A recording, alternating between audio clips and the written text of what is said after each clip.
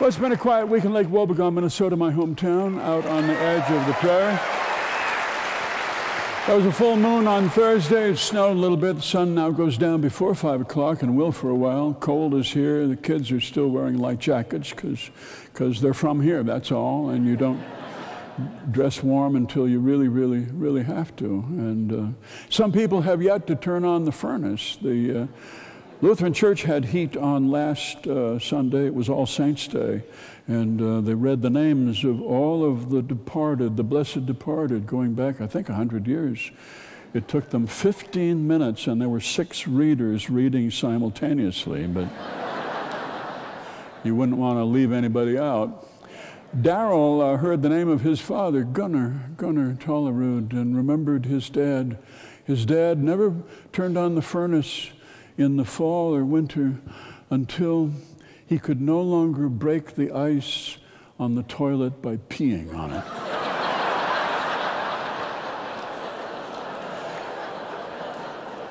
You would want to be remembered for more than that, but anyway, that's what he remembers his dad for. Deer hunting season started this morning, started early this morning. For some people, started probably 2, 3 o'clock in the morning. You would know that if you lived in Lake Wobegon, because serious deer hunters do not use cologne or deodorant or bathe for 2 weeks before.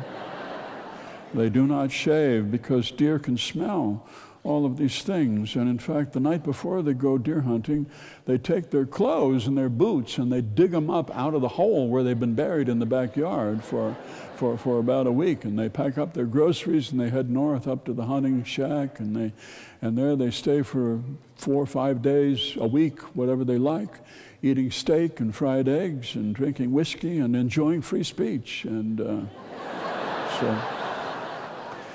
it's a sacred ceremony, happens every year. But Clint Bunsen did not go deer hunting this year, to everybody's surprise. He's told people, what he told people was that 3 years ago he got a 14-point buck, and he shot him clean shot in a deep ravine. Took him about half a day to clean it and get it out of there, but that was his lifelong dream. So mission accomplished. I mean, what are you going to do after that? So time to come home. So last night he and Irene sat there at the kitchen table and ate their chili and their grilled cheese sandwich, and not talking about what was on their minds, of course. They never would after this many years of marriage. He said, so how's your chili? He says, well, same as yours, she said. Okay.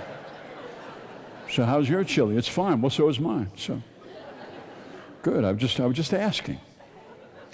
I was just answering.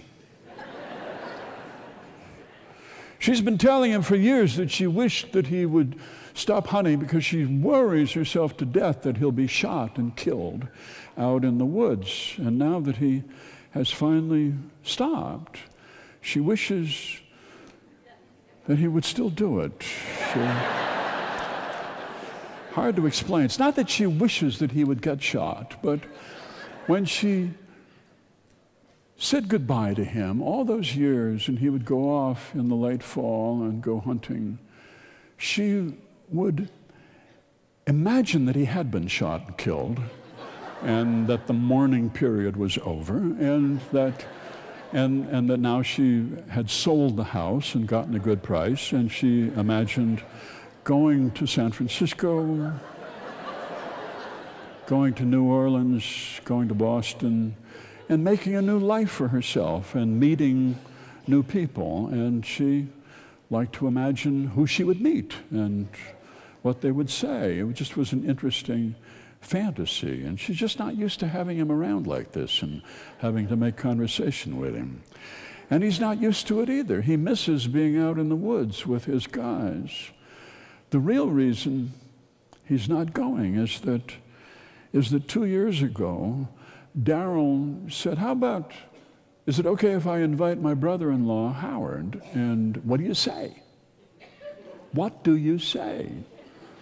Clint said, well, why don't we take a vote? And Roger spoke up and said, it's fine with me. So there it was. And you had Howard, who was Gloomy Gus, this Eeyore of a character, who was always complaining about his health and his kids and politics and church and things nowadays, and something he read in the newspaper, and everything is rigged. The world is rigged against you. There's no way you can get away. And then Roger died, and Darrell wondered if Howard's brother Chuck could come with them.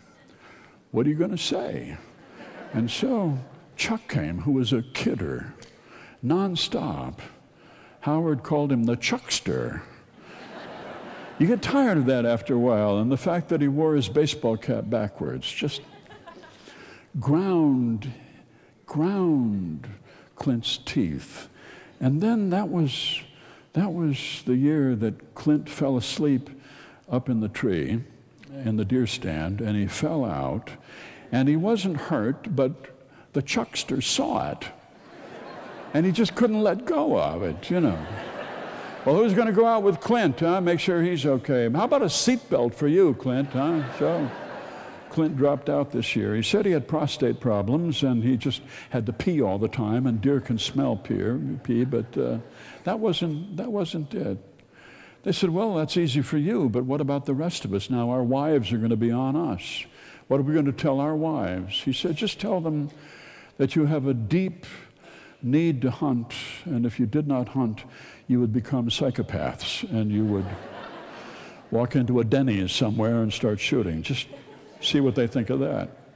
But he misses it. A man needs grandeur in his life. He feels trapped. Welcome to the club, so does everybody else. We build our own traps. And you drive through millet, and you feel your traps. Here's a town of people who have no traps. They have no lawn care. They have no obligations. Wrecked cars, old appliances out in the backyards. Car dealer has to be very careful in Lake Wobegon. Clint sells Fords, and you have to be careful how you dress. You have to be careful where you go for vacation. You can't go to Key West. You can't go to Mexico. Maybe a week in Waco, but that's all. And you can't... Your house can't be too fancy, otherwise people will get the feeling that they're paying too much for their pickups. And you can always get a lower price down in the cities. Loyalty only goes so far. He had a deer hunting dream, a strange dream last week, in which deer were driving pickups and they were wearing their John Deere caps, and